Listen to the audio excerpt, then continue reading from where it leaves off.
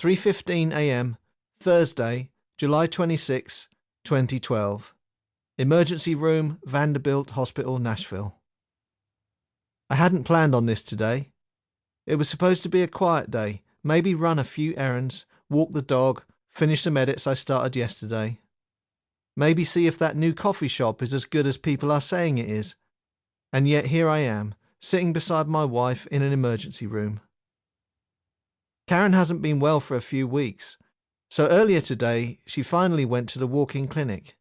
Nothing major, she thought, just the sort of unwell that would need a few pills to blast it away.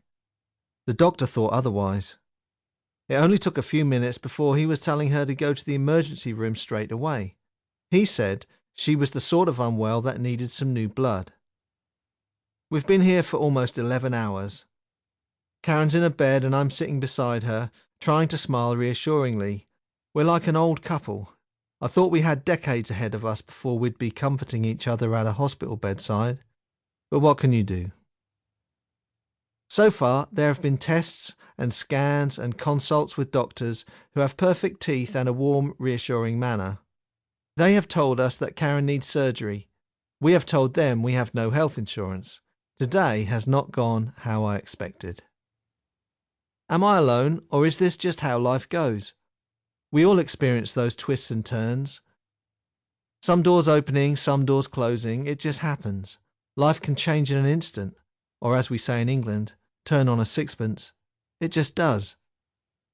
Turns out Karen had a tumour the size of a tennis ball that was making her really sick. She was bleeding continuously.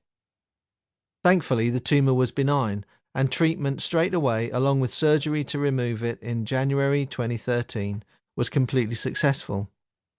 But I know a lot of stories don't end that way.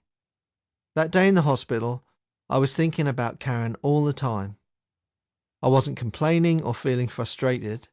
The unexpected had completely interrupted my day, but that was okay. All that mattered was here and now, and how to make Karen comfortable and get her better. So I prayed, not in an I'm expecting a miracle kind of way, something more like help. And in the midst of those terrifying hours, I had some kind of sense that God was not far away.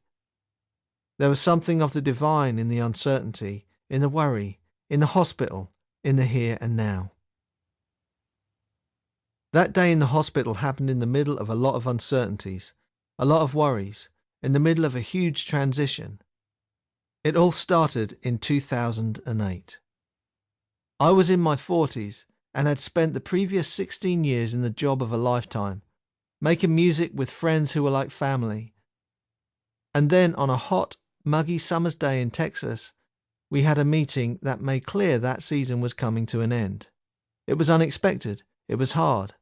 When the job ended in 2009, we were all trying to end well and treat one another as best we could, but I was already wrestling with God and a monster called self-doubt.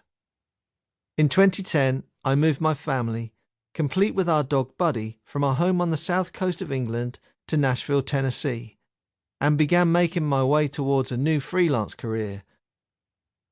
A new country, a new opportunity, but very different ways of doing things in every single area of life.